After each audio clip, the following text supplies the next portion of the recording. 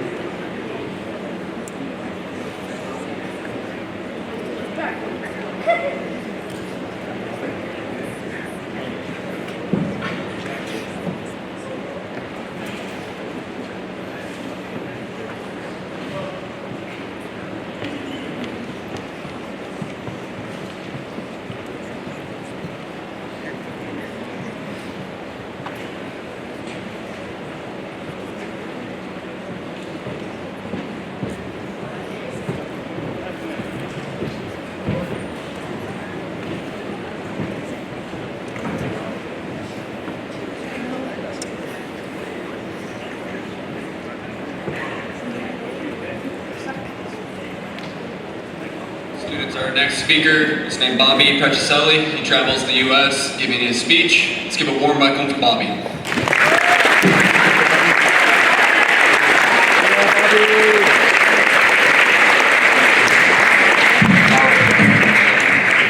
Thank you so much. Deer Valley High School, it's an absolute honor to be back here over all these years. I want to start off by saying this. The fact that you're sitting here today and we're doing this incredible every 15 minutes program, especially what we've gone through in the last 3 years with the pandemic and everything else, I am absolutely proud of every single one of you. Number two, give yourselves a hand. Yeah.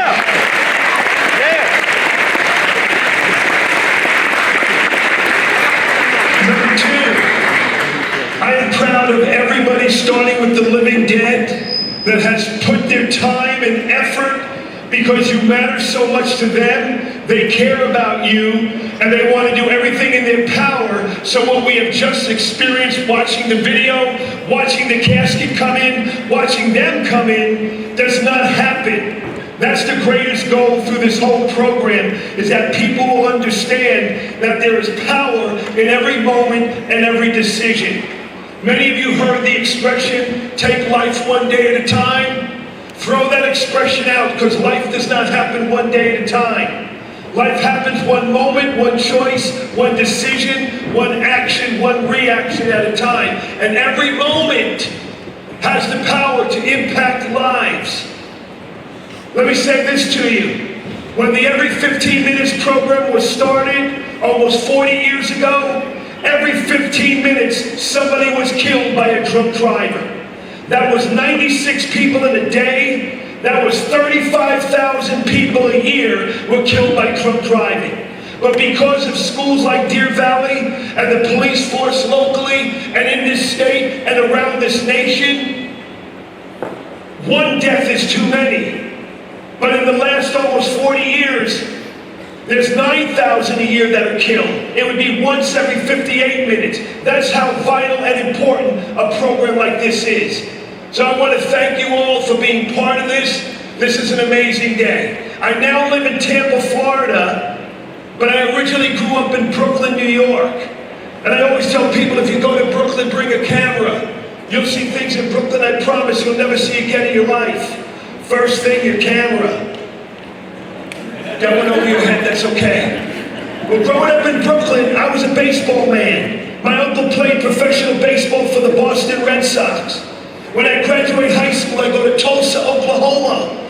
I played major college baseball, #1 team in the nation, at a school called Oral Roberts University.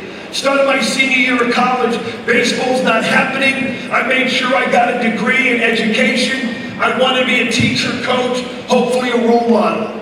Started my senior year of college, a buddy of mine introduced me to a beautiful woman from Texas. Her name was Ava. He said, if you and Ava get together, you'll have a great relationship. How am I getting along with a girl from Texas? We talk different. I say, yous guys. Ava says, y'all. We ever have children, they're going to say, yous all. Within a year after I graduate college, I get engaged, and I move to Texas. Within a year, I am married to Ava. I'm working as a teacher and a coach in a high school of about 1,100 students. Santa Fe High School was the name of the school south of Houston. Time goes on, Ava and I move in our first apartment. We're in the apartment for 2.5 months. This one Thursday night, I realized that I'm ready to move into a home. Ava and I get into a home. We're now in a home. Well, this one Thursday night, I want to get to the point I travel 90 miles away to coach in a football game. That was new for me because every school in Brooklyn was 90 seconds away. I'm traveling 90 miles, I'm coaching high school football, no joke, in front of 5, 10, 15, 20,000 fans. I get home this Thursday night, I haven't seen Ava since early that day. I walk in the kitchen, I taught her how to make Italian food. I am Italian and Swedish, just so you know, so I'm a Swedish meatball. Well, I devour 3 bowls of pasta. Ava says goodnight to me. I watch a little more television. I crawl into bed next to her. 20 minutes later, I kiss her on the cheek. I tell her I love her. She mumbles she loves me back. I roll over on my back. There's moonlight on the ceiling. I'm all men. I'm excited. I throw up my hands, make some animal fingers on the ceiling. Ava's out like a light. I kiss her on the cheek again. I'm grateful, I'm married, I love my wife, I got a great relationship. I close my eyes, and I wake up 1 hour later. Instead of being in my bed in my bedroom, I'm sitting in the dining room window, which is the next room over. No joke, my first response is, oh, I'm looking for more pasta. 3 bowls were not enough.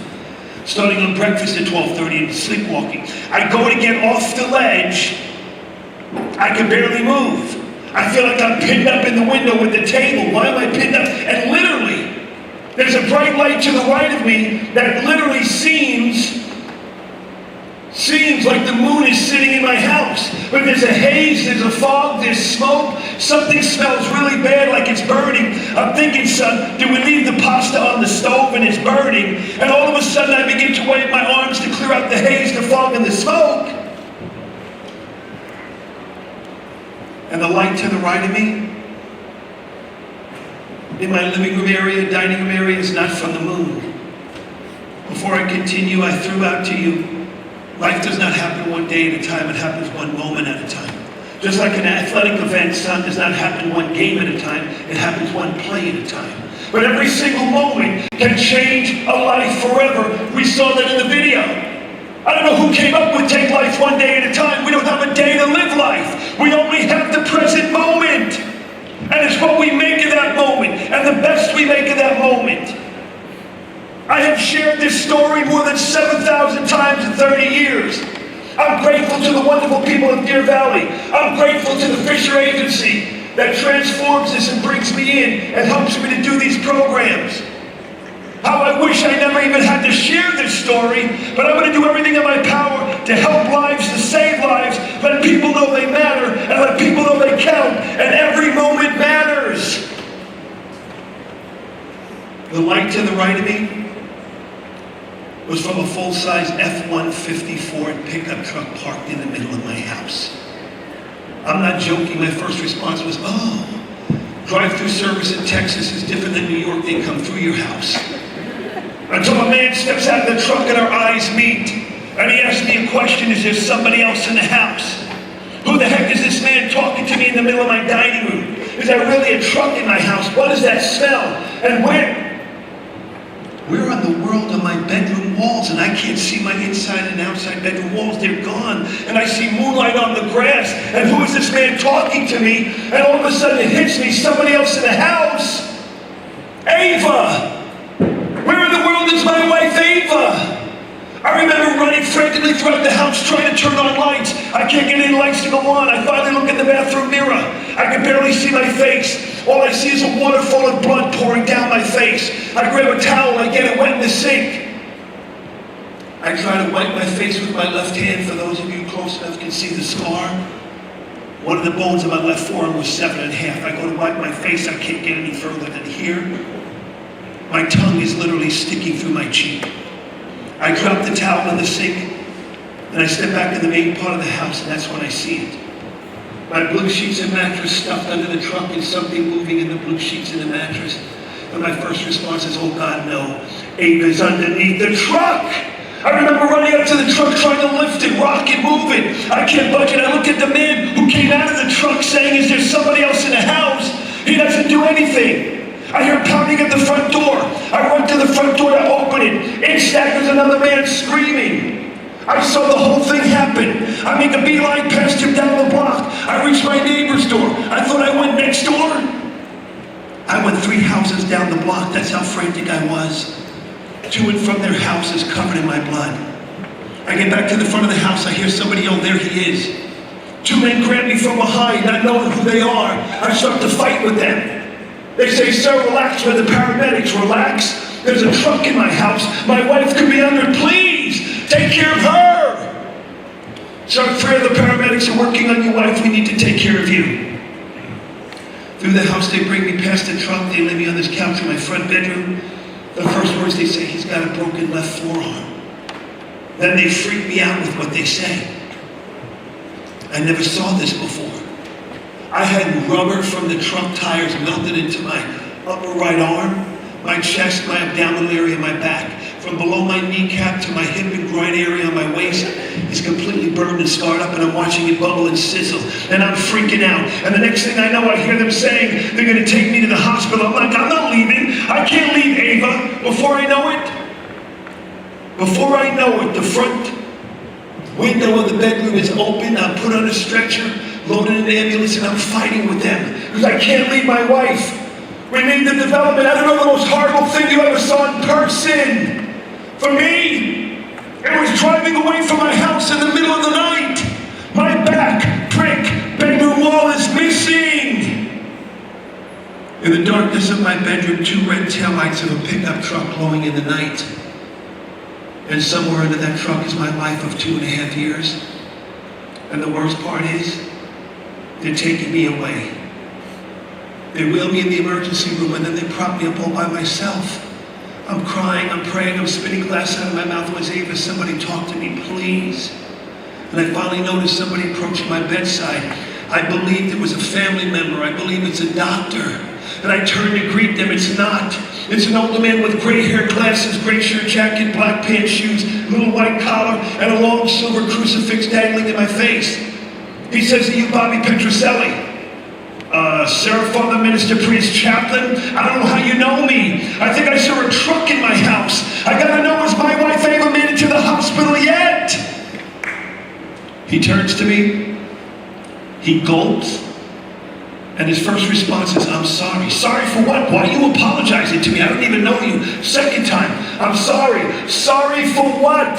Please, has my wife Ava made it to the hospital?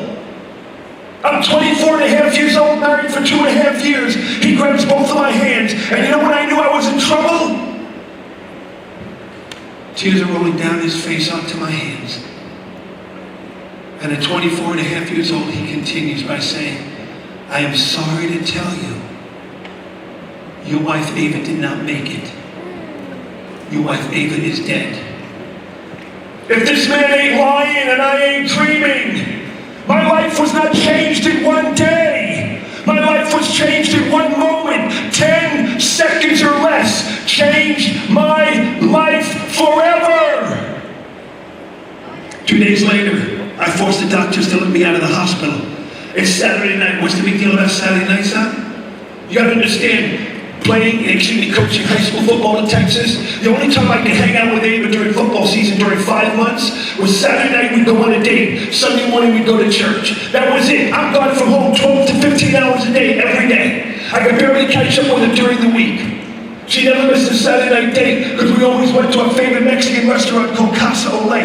Growing up in Brooklyn, my best friends that were Hispanic were Puerto Rican, Cuban, Dominican, Central, and South American. I was introduced to the Mexican-American community, fell in love with it, fell in love with the food, and she never missed a Saturday night date because I'd come straight from school. And I finally get back to the house. It's packed with family members and friends from all over the nation. Before I know it, they grab me, they put me in the car, and we start to drive. It's 10 to 6, I'm excited, because Ava's waiting for me at Casa Olay, and I see Casa Olay in the distance, and then they go right past it. And I start yelling at them, "Where you going? Ava's waiting for me." They go right past it, they pull in front of this building. They open the doors and they walk me in this building, and then they open these 2 double doors. And I'm in a long room. And there's a casket just like this in that room. The casket is open. And the person laying in the casket is a female with long brown hair and a purple dress on. And I stop hobbling up to her. And when I realize it's Ava, I throw down my crutches and I grab my wife and I start to shake her. And I'll be honest with you, I got rough with her. And I said, "Ava, what are you doing here? You're supposed to be at Casa Olay. Please."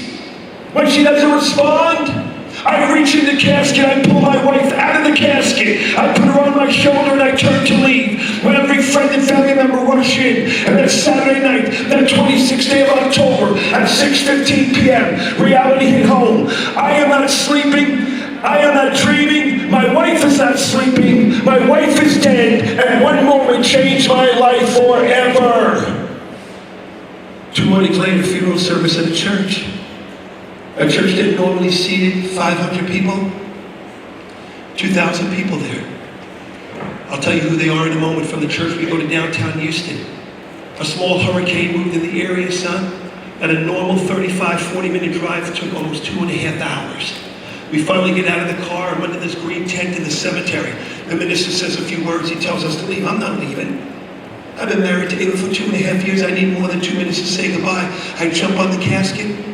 My friends peel me off with a promise we could come back tomorrow. They start to escort me back to my car. And right before I get to the car, I say to one of my buddies, one last look, one final goodbye. Because I know I come back tomorrow, that casket won't be above ground. My tears of pain, excuse me, turn to tears of joy. Why? I've been speaking for 30 years. I've spoken to more than 6,000 high schools in America, including this wonderful school group of times. When I look at the cemetery, running through the cemetery, you know why when I stand in front of a high school audience, I bow in your presence. I bow in the presence of every parent of a high school student. I bow in the presence of every high school student and every teacher, coach, and administrator that works with them. Why? I'm alive today because the day I buried my wife. All 1,100 students, teachers, coaches, counselors, and administrators equaled over 1,200. On a school day in the tail end of a hurricane, showed up to the church and the cemetery and showed me how much I mattered.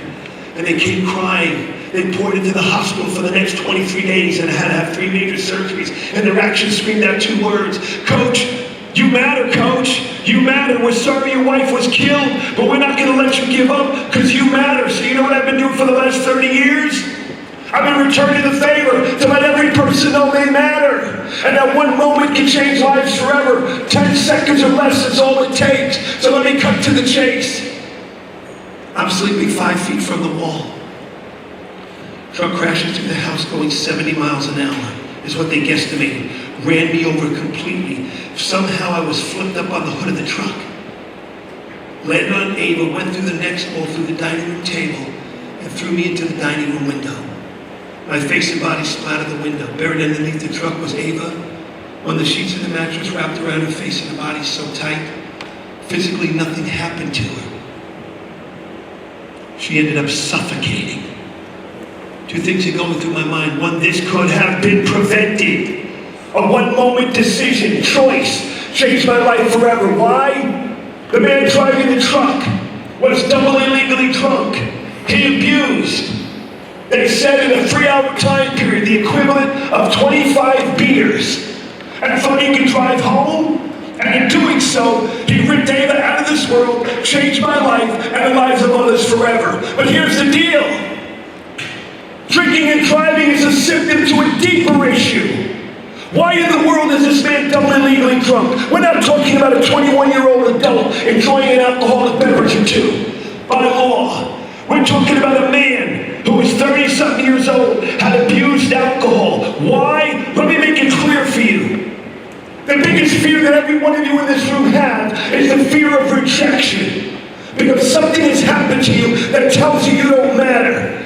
So some of you are willing to go down the wrong path for the moment just to numb the pain. Because the pain tells you you're not good enough, you're not smart, pretty, handsome, intelligent enough. So you're willing to go down the wrong path for the moment just to numb the pain. That's what that man was doing by abusing alcohol. Here's a simple analogy. You know what our biggest fear is? The fear of rejection. Nobody wants to be rejected. Let's pretend I'm a high school senior and I have a crush in this school on an 18-year-old high school senior. You know what my biggest fear is? Being rejected by her. So even if she goes down the wrong path, I'm willing to go down the wrong path just to get her attention.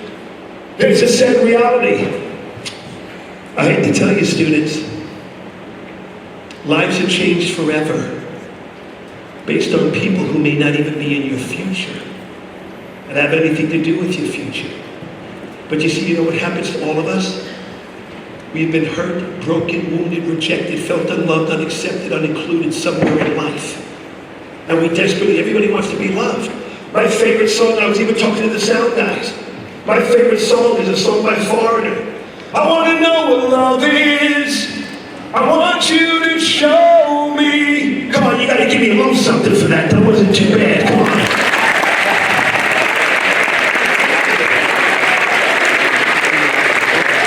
Well, here's the deal. Right here is $100 bill. I want to give it away. Oh, If you want the $100 bill, raise your hand, please. Put your hands down. Now hear me carefully. Before I give the $100 bill away, here's what I would do first. I would blow my nose in it, I would spit on it, I would go to the boys' bathroom and clean all the toilets and the urinals, and I would clean up the girls' toilets in their bathroom, and then I would come back in, and then I would ask the same question: who wants the 100?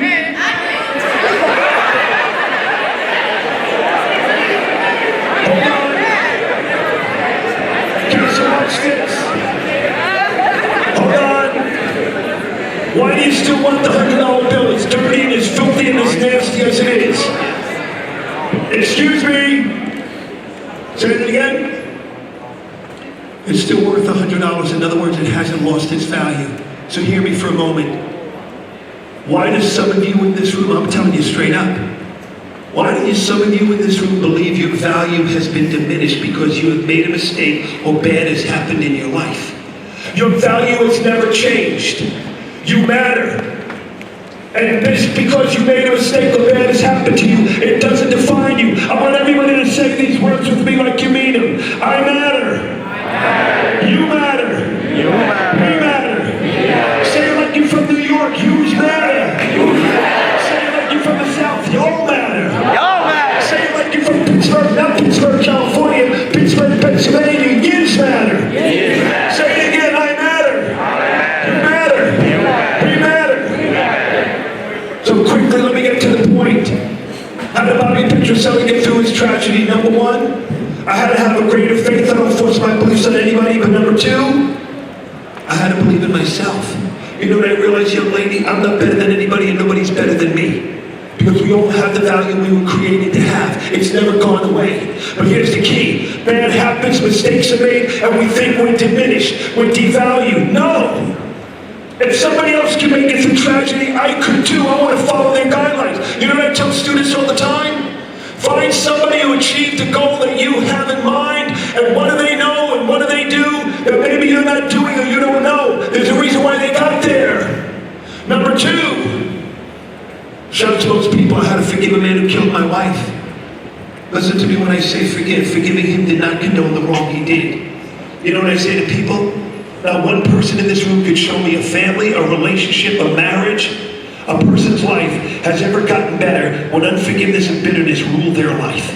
They poison themselves. No, we don't condone the wrong that was done. It's a joke. You only served 4 months in jail. That's out of my control. All I can control is what I do, what I say, how I act and react. Forgiveness doesn't condone the wrong. It sets me free. It's the greatest gift I give myself. And number three, family and friends. Mom would leave my bedside 24 hours a day when I'm in the hospital. Friends, you realize who your real friends are when you go through adversity. Because your real friends are going to push you to do good. Can I tell you something? I said it earlier, I alluded to it. Most of the people you go to high school with, when you graduate Deer Valley, you'll never see them again. I have spoken throughout this country, and I'm not being rude, in some of the toughest prisons in America. And prisoners come up to me all the time, and they go, where the pipe were you when I was in high school? You're right. I desperately wanted to feel love, and I went for a temporary fix, because there was issues in my family. So I ran to wherever I could get that attention. I ran to the wrong people. Got caught up in the wrong stuff. I had a girl right before pandemic at a high school in Florida come up to me, seriously, cursing me out after the program for a good reason. She goes, where the blankety blank were you when my mother was in high school? My mother's serving 11 years in the state penitentiary for creating, distributing, and selling crystal meth. You know who got her started on it? her so-called best friends in high school. Not one of them have been in her life since she graduated high school, but they got her caught up in this behavior and doing this, and now she's serving in prison, and in the first 3 years she's been there, not one of them have ever come up to see her in prison.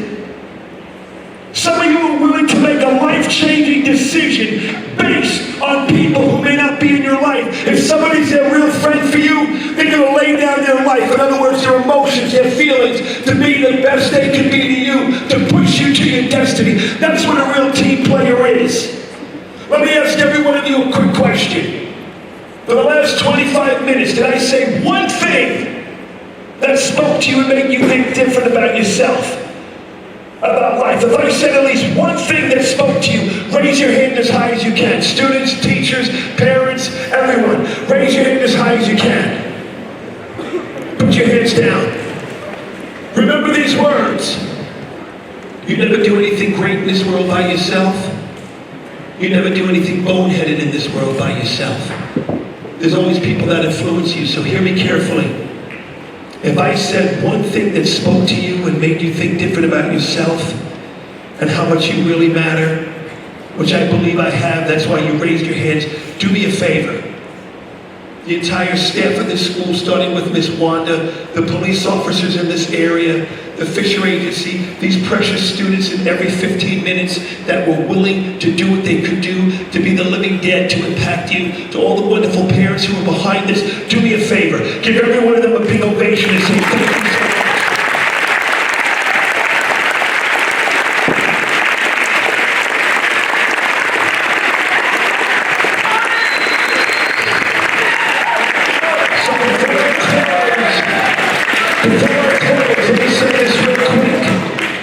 When the program is over, I'll be over at that table hanging out if anybody wants to talk to me, number one. Number two, I brought some of my You Matter books and You Matter wristbands. I don't sell them, but I take donations, and that's how we rescued kids for 14 years sold into the human trafficking area in this nation. So let me finish up by saying this. Please grab a hold of this. Okay? See this bag? This bag represents our hurt, our pain, and our brokenness. The cell phone represents us. I have a smartphone. I don't know why. I'm not very smart at handling it. I gotta have students all the time to help me out. If I take the cell phone, which represents us, and I put it in the bag, is it still a cell phone in the bag? Yes. But here's the kicker. While it's in the bag, is it being utilized for the purpose that it was manufactured or created for while it's in the bag? No. Do you know why I do what I do and why this precious school and this amazing every 15 minutes program exists? They bring somebody like Bobby in. They want to help pull you out of that bag. They want you to know your value has never changed, no matter what has happened. I want everybody to say with me again, like you really mean it, I matter. I matter. Say you matter. You matter. Say we matter. We matter. I matter. You matter. You matter. We matter. We matter. Y'all matter. Y'all matter. Yins matter. Yous matter. Yous matter. Students, please hear me. You will never have a junior or senior prom again in your life. Enjoy every moment of it. Enjoy every moment while you're still in high school.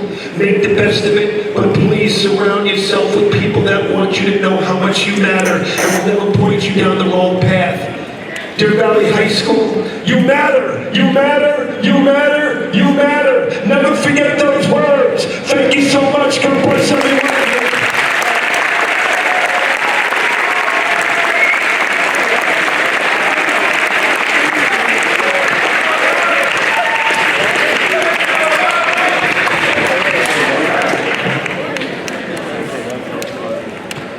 Again for Bobby Prentice. Oh, yeah.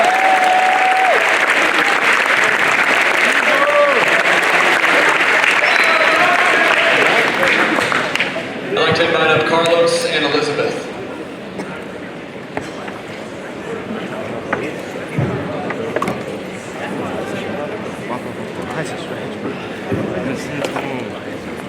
Hello, good morning, everyone. Good morning.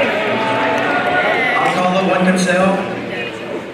And I'm Elizabeth Durenberger, and we are the student representatives for Deer Valley High School's Every 15 Minutes program.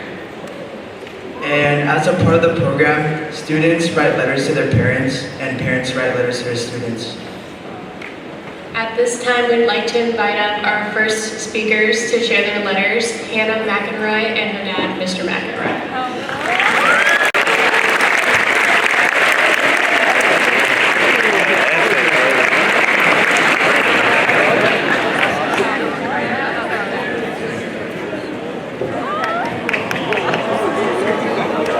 Yo, zoom in.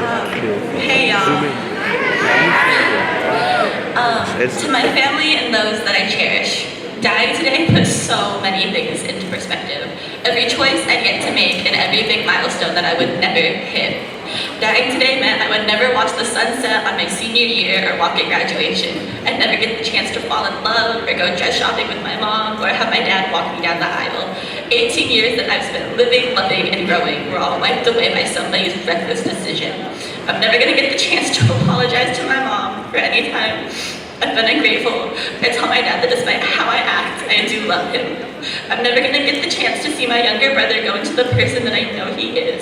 I'm going to miss all of his milestones and know that he's been left to figure out the world on his own. Today, I have mourned. I have mourned for my family. They lost a daughter, niece, and a cousin. I think about my uncle telling my 9 and 6-year-old cousins that I can't answer their FaceTimes anymore, and my heart breaks for them. I mourn for my friends, the plans we've made that I won't be a part of. And I mourn for myself, for the life I will never lead, the children I've always dreamt of having and will never have. Today, I died with glass in my head and a tube in my mouth, staring up at a hospital ceiling. I did not die of old age, surrounded by my family. The last sounds I heard were not of love and laughter. The last thing I saw was not the sky, or the ocean, or the face of someone that I loved. I died listening to my heart stop on a monitor, scared and without my parents, staring at a hospital ceiling.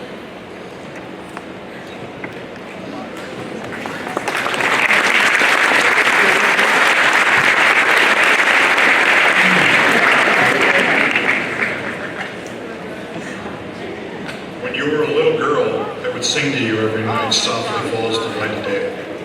It was their song, and no matter where I would have to travel for work, there wasn't a night that I would miss calling you to sing this to you over the phone. Or if I was able to be home, I would sit at the edge of your bed and look into those incredible brown eyes that were filled with love and innocence. I would often imagine while singing to you whom you would become and what wonders you would offer the world. You were the most incredible kid. Your squeaky little voice, when you would talk, would always warm the room, your mom, and everyone else that was lucky enough to know who you were and to be around you would often smile with just the hope of understanding.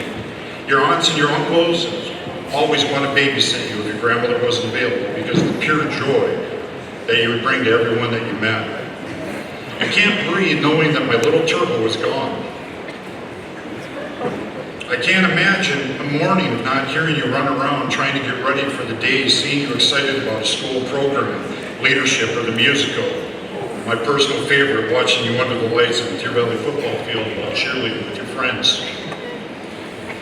You were so free and happy, I can't imagine not seeing you become the young woman who would really help change the world for the better.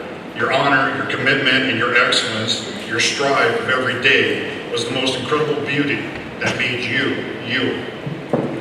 I can't ever again tell you how you have changed my life and how you saved my life. I will never be able to look at you with your smile and hear your voice, or be able to watch how magnificent your mind works. I will never be able to be at peace again because my beautiful daughter was taken from me by some foolish and reckless act. No parent should ever have to stand here and look before this coffin. No parent should ever have to say goodbye the way that we are now. No parent should have to tell her little brother and their son that their big sister is never coming home. You were his compass. You were his moral foundation, and you were his guide to making the world understandable for him. And I cannot even begin to imagine the pain or the sorrow or the grief that your younger brother is going through. You were his big sister, his friend. You were there when things got tough, and he looked up to you, and he admired you for the person who you were and for whom you were going to become. Your brother's life forever has a hole in it now. My beautiful baby girl is gone, my soul is destroyed, and my world is now unbearable, untenable, and unfathomable. The life, the love, and the most of all, the joy that brought to me every day, regardless of how bad mine was a blessing by you and your smile. And because of that, every day was truly a great day. You and your brother were and are the best and purest things that have ever happened to me. Now the world is a sadder, darker, and more haunting place to be without you.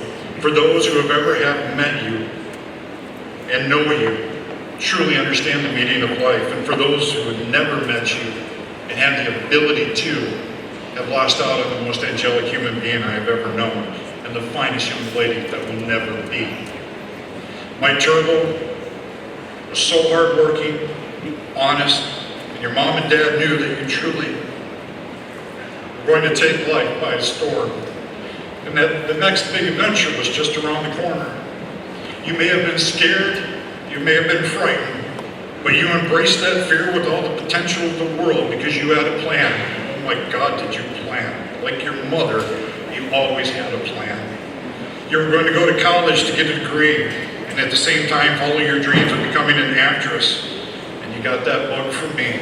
I was all ready to watch you achieve so many honors in this world, the Oscars and so much more. I prayed every night to the Lord Almighty that you would succeed. I'd never met a more deserving person than you. I can't breathe knowing that you never again called Mom and I with some incredible adventure that you had gone on, or that you had met some incredible person. I cannot imagine being able not to walk my daughter down the aisle. I cannot imagine not seeing you raise a family of your own, or me being able to raise our grandchildren. I can't imagine not having you make fun of me for the stupid things that I would say and the times that I would get on your nerves. I would miss that the most. I pray and hope that you know how very much your mother loved you, and how much I loved and adore you, and how much your brother worshipped you. I hope you realize that though I wasn't the perfect dad, I tried every day to become a better father, a teacher, and a friend to you. I tried every day to tell you that I loved you. I tried no matter how hard it may be or what it took to give you everything I could to keep you my little girl for as long as possible. I tried to raise you right. I tried to raise you with the honesty of how cruel the world can truly be. But at the same time, I tried to show you that no matter how cruel this world is, if you look for it, you can find the purity and the beauty in it. I know that I could be an overprotective dad, and sometimes even a jerk. But I never ever stopped loving you, and all I wanted was to prepare you for your journey. But I never thought your journey would end before mine. I wish that I could change things, be a better dad to you, a better teacher. I wish that you could roll your eyes at me again every time I embarrassed you and I got on your nerves. I am very proud to have been your dad, and most of all, I just pray I wish I could tell you I love you one more time. Instead, I have to say goodbye to my daughter, my best friend, my turtle. I have to say goodbye to the person that made me me. I promise that I will love you, and I promise that I will love your brother, and I will guide him. If he will listen to me, if not, Mom has him covered. And I hope that together with him, we can remember all the good times that our family had had. And I really pray that somehow you know how much I have missed you, and how much I will cry, and how much my heart will long for the day that we are ever and forever again together. Love, Dad.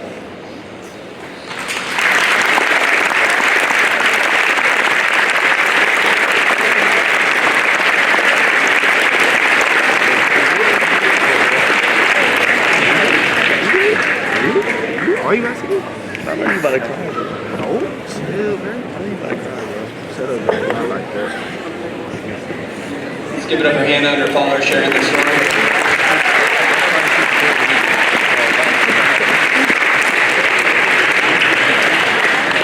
Students, our 2 days have been intense and full of emotion as we have witnessed a simulated crash involving Deer Valley High School students. We have seen that when someone makes the choice to drink and then drive, a fatal crash may occur.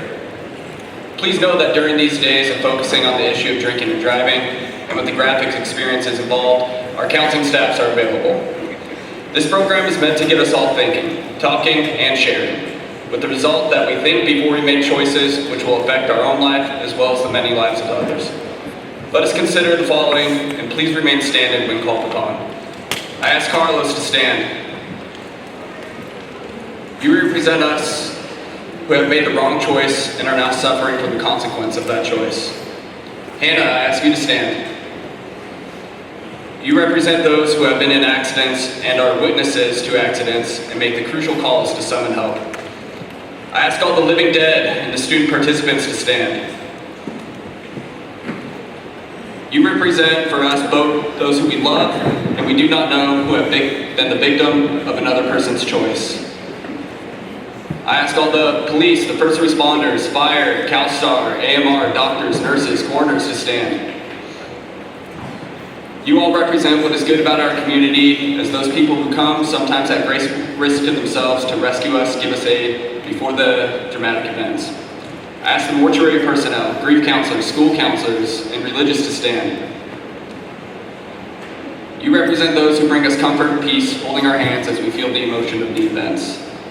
I ask the parents and family members to stand. You represent those who love us no matter what choices we make, but also are the ones who suffer the most when our choices bring unhappiness and suffering. I ask the teachers, administrators, and staff of Deer Valley High School to stand. You also are the ones who love us, stand by us, and feel the hurt when we make the wrong choices. I ask all the every 15 minutes volunteers to stand. You are the ones who thought enough about each of us to bring this program to Deer Valley High School and share our pain, fears, and tears. Students, standing before you are the people who care enough about each and every one of you to work on this project and show how the effects of one choice of driving under the influence can bring an impact to your community. Everyone, please remain standing. I ask anyone in the audience who's been the victim of an alcohol-related accident to stand. Anyone who has had a relative or friend involved in such an accident to stand.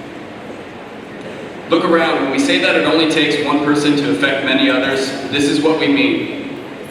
For those of you who are not standing, you are the inspiration and reasons for presenting this program in hopes that you will never have to stand with us. May the scenes we have witnessed remind us of how fragile the gift of life is. May it remind us that although much of life outside of our control, we are responsible for our own choices and our own decisions. Our hope is that the lessons learned about the choices we make will translate into many other aspects of our lives by taking responsibility for our actions. The living dead and the parents, I invite you to walk the casket out.